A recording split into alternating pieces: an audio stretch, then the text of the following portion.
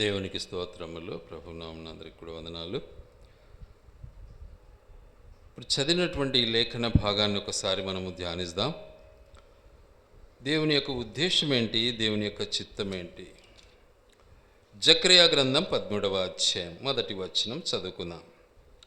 ఆ దినమున పాపమును అపవిత్రతను పరిహరించుటకై దావీదు సంతతి వారి కొరకును యెరూషలేము నివాసుల కొరకును ఊట ఒకటి తీయబడును. దేవునికి స్తోత్రం. ఆ దినమున పాపమును అపవిత్రతను పరిహరించుటకై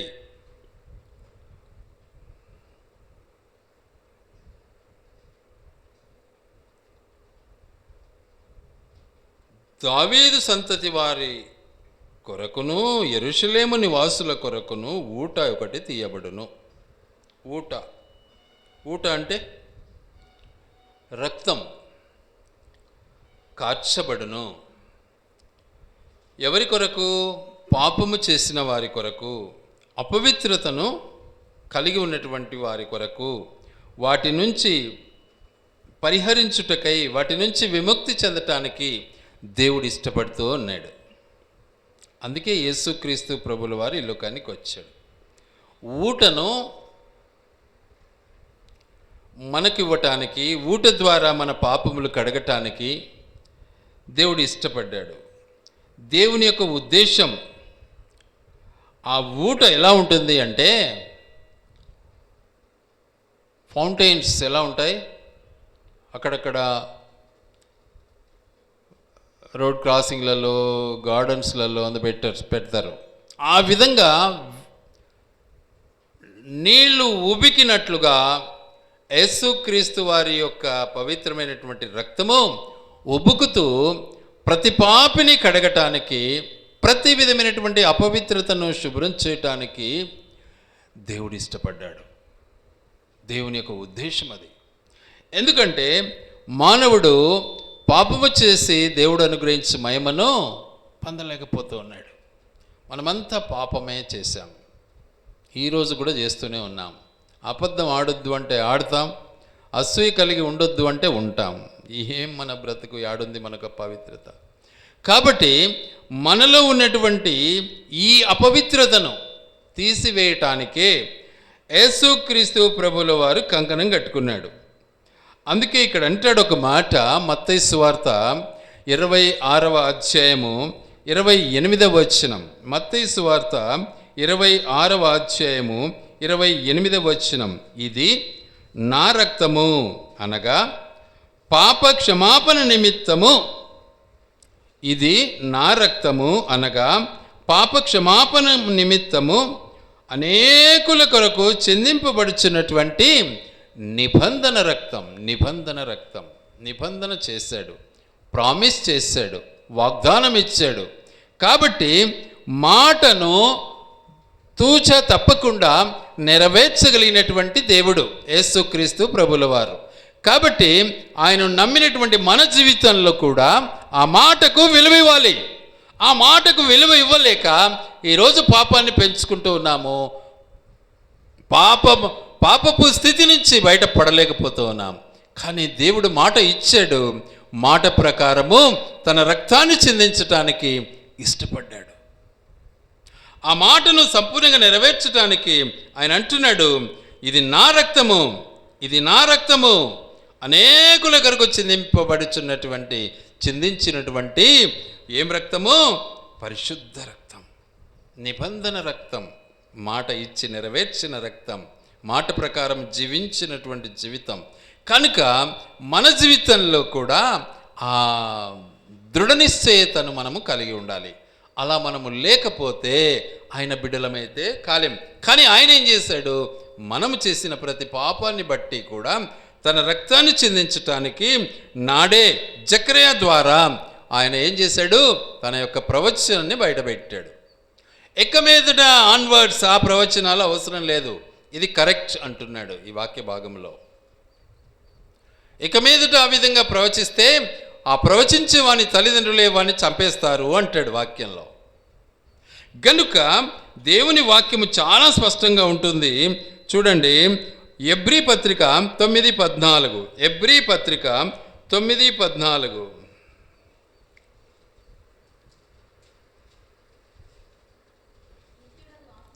నిత్యుడగు ఆత్మ ద్వారా తన్ను తాను దేవునికి నిర్దోషినిగా అర్పించుకొనిన క్రీస్తు యొక్క రక్తము జీవక్రియలను విడిచి నిర్జీవ క్రియలను విడిచి జీవము గల దేవుని సేవించుటకు మీ మనస్సాక్షిని ఎంతో ఎక్కువగా శుద్ధి చేయను. యేసు ప్రభు యొక్క రక్తం ఎంత పనిచేస్తూ ఉంది, మన రక్తం ఎంత పనిచేస్తూ ఉంది. మన రక్తం పాపం చేయటానికి పరిగెత్తుతూ ఉంది, కానీ యేసు ప్రభు రక్తము శుద్ధి చేయటానికి చిందించుతూ ఉంది. ఎంత తేడా ఉంది ఆయనకు మనకు. మన దేవుడని మనం చెప్పుకోవటంలో మనం ఎంత దౌర్భాగ్యులమో ఒకసారి మనం ఆలోచించాలి. అయినా మన కొరకు ఆయన రక్తం చిందించాడు, మన కొరకు ఆయన కలువరి సిలువను అనుభవించాడు. అందుకే మరొకసారి జ్ఞాపం చేసుకుందాం. అదే పదాన్ని 9వ అధ్యాయము 14వ వచనము ఏమంటుంది? నిత్యుడగు ఆత్మ ద్వారా తన్ను తాను దేవునికి నిర్దోషినిగా అర్పించుకొనిన క్రీస్తు యొక్క రక్తం. తన్ను తాను దేవునికి నిర్దోషినిగా అర్పించుకున్నటువంటి రక్తం. తన్ను తాను. మనం చెప్పినా వినం, గట్టిగా చెప్పినా వినము, తన్ని చెప్పినా వినము, తిట్టి చెప్పినా వినము, మూతులు ముడుచుకుంటాము, కానీ మనకు ఆ మార్పు రాదు. మనలో ఉండే నీచమైన పద్ధతి అది. ఎంత తేడా ఉంది. ఆయన ఏమంటున్నాడు ఇక్కడ? తన్ను తాను ఏం చేసుకున్నాడు? దేవునికి నిర్దోషినిగా అర్పించుకొనిన క్రీస్తు యొక్క రక్తము. క్రీస్తు యొక్క రక్తం చూసారా? తను తాను అర్పించుకున్నాడు. మనకై మనం తెలుసుకోలేం, మన చేత కాదు, అయినా గర్విస్తాం. చెప్పినా వినము. చెప్తే నేను వినాలనా? మూతులు ముడుచుకుంటాము, వ్యసన పడతాము, నీచమైన ఆలోచన కలిగి ఉంటాము, మనలో ద్వేషం వస్తుంది. నాకు చెప్పినాడే, నాకు చెప్తారా? బా, ఎంత దౌర్భాగ్య పరిస్థితి మనది. నీచమైన బుద్ధి, అది మార్చుకోమా? అందుకే కదా దేవుడు ఆ రోజే అన్నాడు, మిమ్మల్ని పరిహరించటానికే ఏం చేస్తున్నాడు ఆయన? దావీదు సంతానము నుంచి ఆయన చేయబోయే క్రియ ఏంటిది అంటే ఏమన్నాడు అక్కడ? ఊటను బయలుదేరి చేయిస్తున్నాడు. ఊట, పరిశుద్ధమైనటువంటి రక్తాన్ని ఆయన ప్రవహింపజేస్తూ ఉన్నాడు. గనుక ఆ రక్తము ఎంత పనిచేస్తూ ఉంది అంటే నిర్జీవ క్రియలను విడిచి జీవము గల దేవుని జ్ఞాపం చేసుకోవటానికి. నిర్జీవ క్రియలు. మన కోపము నిర్జీవమైనది, మన యొక్క మూతి ముడుచుకోవడము పనికిరానిది, మన యొక్క స్వార్థ బ్రతుకు నీచమైనది. కానీ మనం తెలుసుకోం, అసూయపడతాం. ఎందుకు? వాక్యం తెలియదు మాకు. దేవుని మాటలు మనకు తెలియవు, అసలు మాకు తెలుసు అని గర్విస్తాం. గనుక దేవుడు చాలా స్పష్టంగా మాట్లాడుతున్నాడు. అనగా ఆ రక్తము పాపక్షమాపణ నిమిత్తము అనేకుల కొరకు చెందింపబడినటువంటి రక్తం. మరి నీవు నేను అనేకులం అయినటువంటి జనంలోనే ఉన్నాం. మనమందరము చేసినటువంటి ప్రతి పాపాన్ని బట్టి యేసుక్రీస్తు ప్రభువుల వారు చెందించాడు రక్తాన్ని. దేనికోసము? నిర్జీవ క్రియల నుండి వేరుపడాలి. నిర్జీవ క్రియల నుంచి విడిచి జీవము గల దేవుని వైపు తిరగాలి. అలాగే మనస్సాక్షిని ఎంతో ఎక్కువగా శుద్ధి చేసుకోవాలి. మన మనస్సాక్షి ఎలా ఉండాలి? శుభ్రంగా ఉండాలి.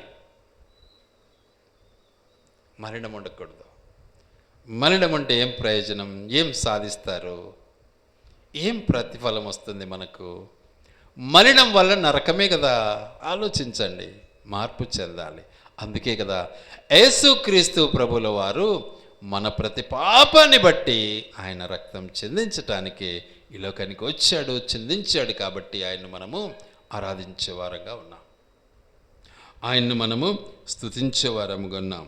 ఎందుకంటే ఆయన తన రక్తాన్ని చిందించి మన కొరకు ఏం చేశాడు? ప్రాయశ్చిత్తం చేశాడు. మన యొక్క పాప పరిహారం నిమిత్తమై ఆయన రక్తాన్ని చిందించాడు. మనమంతా ఎలా ఉన్నామో నిర్జీవ క్రియలకు బానిసలమై ఉన్నాం. ఉంది జీవము కానీ లేని వానిలాగానే మనం జీవిస్తున్నాం. అంటే సచ్చినోనిలాగా ఉన్నాం. మీ అపరాధముల చేతను, మీ పాపముల చేతను ఎలా ఉన్నావు? నీవు చనిపోయిన వానిలా ఉన్నావు. గ్రహించాలి. ఇంకా కూడా కల్మషం పెట్టుకుంటే ఇంకా మనంత నీచుడు ఇంకొకడు లేడు. ఇంకా మనం అసూయ కలిగి ఉంటే మనంత నీచుడు ఇంకొకడు లేడు. ఇంకా మనము యసంబంధమైనటువంటి చీకటి ఆలోచనకు బానిసలమైతే మనంత నీచుడు ఇంకొకడు లేడు. వాటిని విడిచిపెట్టాలి. యథార్థమైన హృదయం మనకు కావాలి, పరిశుద్ధమైన హృదయం. కారణం ఆ పవిత్రమైనటువంటి రక్తంలో మనము కడుగబడిన వారముగా జీవించాలి. ఆ రక్తంలో కడుగబడిన వారము అయితేనే పరలోకపు రాజ్యపు ఆధీనానుసారంగా మనం ఉంటాం. పరలోక రాజ్యంలో అన్ని మేళ్ళు ఉంటాయి కానీ కీడులు ఉండవు. పరలోక రాజ్యపు జీవితము మేలును కోరుతుంది కానీ కీడును కోరదు. గనుక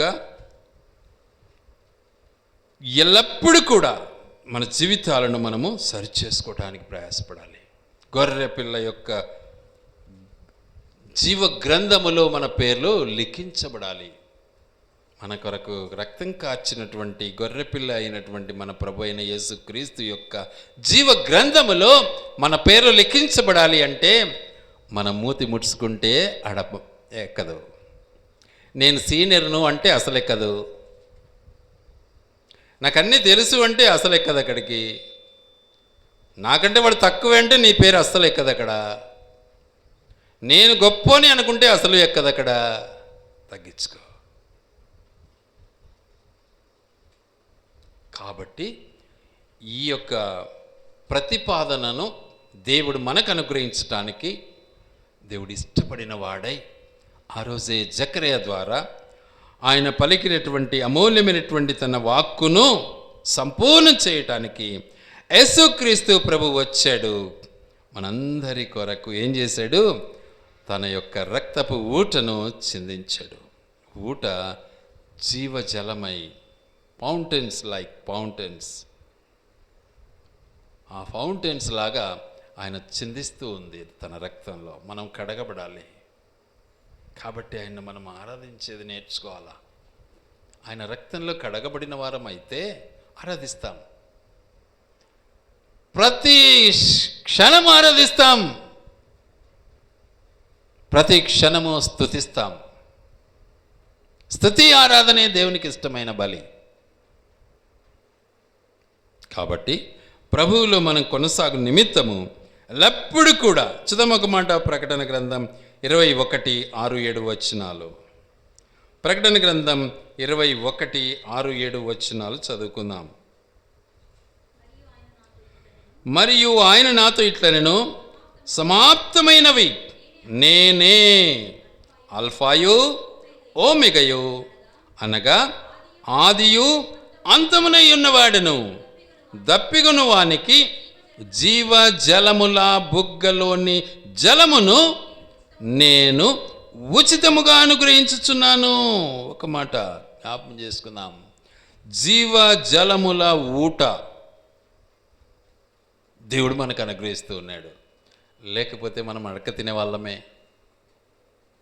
ఈరోజు అది ఇచ్చాడు కాబట్టి ఆ ఊటలో మనము కొనసాగుతూ ఉన్నాం. ఆయన మన కొరకు ఏం చేశాడు? మన కొరకు ఆయన దాహాన్ని తీర్చడానికి ఇష్టపడ్డాడు. జీవ జలమును ఉచితముగా ఇస్తూ ఉన్నాడు. రక్షణను ఉచితంగా ఇస్తూ ఉన్నాడు. జయించువాడు వీటిని స్వతంత్రించుకొనును.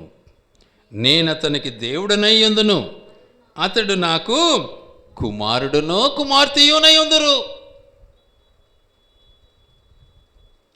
కాబట్టి తన బిడలంగా మనం జీవించాలి అంటే ఆయన కార్చిన ఆ పవిత్రమైనటువంటి రక్తములో, ఆయన చిందించినటువంటి ఆ పవిత్రమైన రక్తంలో మనకు పాప పరిహారాన్ని ఇచ్చాడు. ఆయన్ని ఆరాధించడం నేర్చుకోవాలి. ఆయన రక్తం మన కోసం కార్చాడు అంటే ఆరాధించలేకపోతే మనం ఎంత దౌర్భాగ్యులం, ఎంత గర్విష్ఠులం ఆలోచించండి ఒకసారి. గ్లాసు నీళ్ళు ఇస్తేనే థ్యాంక్స్ అని చెప్తావే, ఆఫ్టర్ ఆల్ నీళ్లకు ఆయన ప్రాణం ఇచ్చాడే, ఆయనకు చెప్పవా? ఆయనకు కృతజ్ఞత చెల్లించలేవా? ఎంత దౌర్భాగ్య పరిస్థితి అనేది. నాకు తెలుసులే అని గర్విస్తావా? 10 మందిలో అయినా నువ్వు ఆరాధించలేవా? నీ బ్రతుకును మార్చుకోవాలి. కాబట్టి ఆయన ఆరాధించాలి. గనుక ప్రభువులో మనము కొనసాగు నిమిత్తమై ఆయన మనం ఆరాధించే వారముగా ఎల్లప్పుడూ కూడా జీవజలముల యొక్క బుగ్గ యొద్దన మనము తృప్తిపరచబడే వారముగా మనల్ని దేవుడు అంగీకరించాడు. అంగీకరించి తాను ఇచ్చినటువంటి మాటను సంపూర్ణంగా నెరవేర్చి ఆ కలువరి శిలువలో తన్ను తాను అప్పగించుకొని తన ప్రాణాన్ని ఇచ్చి మన కొరకు జీవపు జలమును మన కొరకు ఉచితముగా ఇచ్చాడు. ఉచితముగా. చూడండి, యోహాను సువార్త కాదు, క్షమించండి, ప్రకటన గ్రంథం 7వ అధ్యాయం. ప్రకటన 7వ అధ్యాయం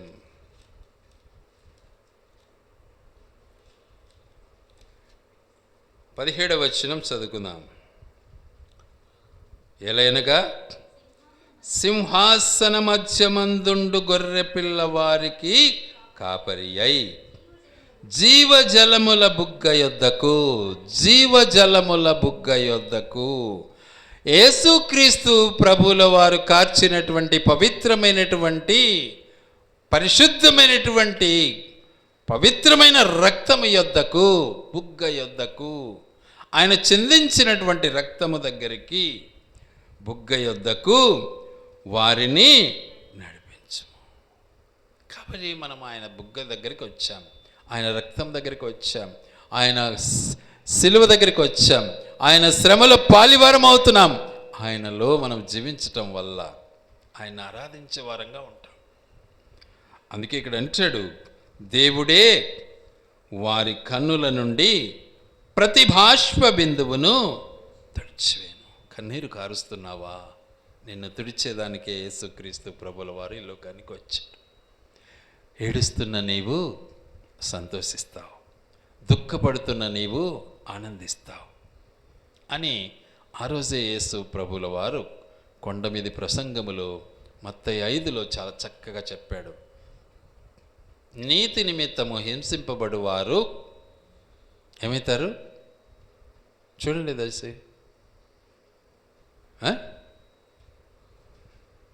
నీతి నిమిత్తము హింసింపబడు వారు ధన్యులు, వారు పరలోక రాజ్యం ఆనందంగా ఉంటారు, సంతోషంగా ఉంటారు. దుఃఖపడు వారు ధన్యులు, వారు ఓదార్చబడతారు, ఆనందిస్తారు. ఇక దుఃఖం ఉండదు, ఆనందమే ఆనందం. గనుక దేవుడిచ్చినటువంటి గొప్ప ఆధిక్యతను మనం మర్చిపోకూడదు. అందుకే జకర్యా భక్తుని ద్వారానే ఈ మాటలు ప్రవచింపు చాలా చక్కగా మన కొరకు రాసిపెట్టాడు.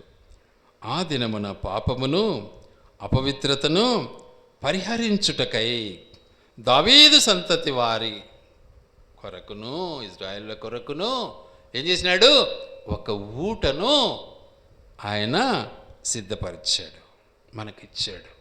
ఆ ఊటలో మనము తృప్తిపరచబడాలి, ఆ ఊటలో మనం పరిశుద్ధపరచబడాలి, ఆ ఊటలో మనం పరిహరించబడాలి, ఆ ఊటలో మనము రక్షణ పొందాలి, ఆ ఊట ద్వారానే మనం పరలోక రాజ్యము చేరాలి.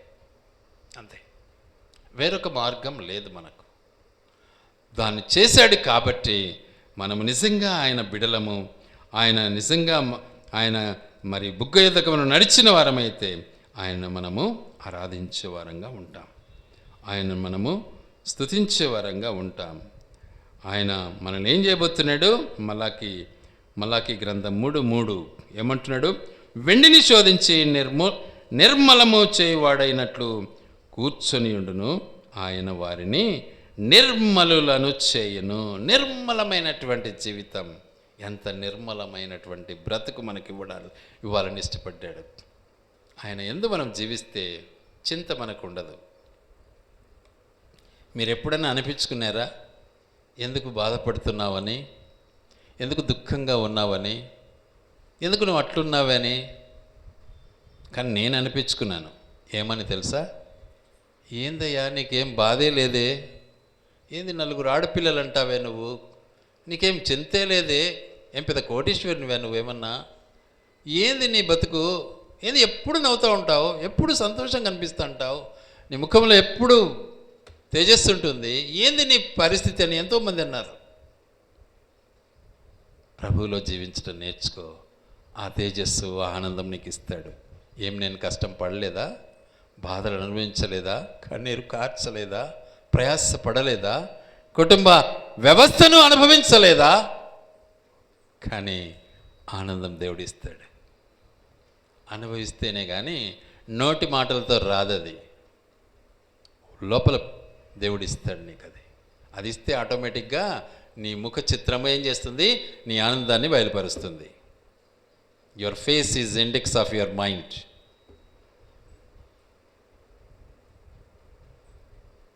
అది నువ్వు సంపాదించుకోవాలి. అప్పుడే ఆ నీటి బుగ్గ యొద్ద నీవు తృప్తిపరచబడతావు. కాబట్టి ఆయనను స్తుతించటం, ఆరాధించటం నేర్చుకో. గనుక ప్రభువునందు అలాంటి అనుభవం నీవు అనుభవిస్తే నిజంగా నిర్మలుడవైనటువంటి జీవితాన్ని నీవు అనుభవించి ఆనందిస్తూ దేవుని నామాన్ని గణపరుస్తావు. దేవుడి మాటలు ఆయన వెనుకడిలో దీవించి ఆశీర్వదించునుగాక. ఆమేన్.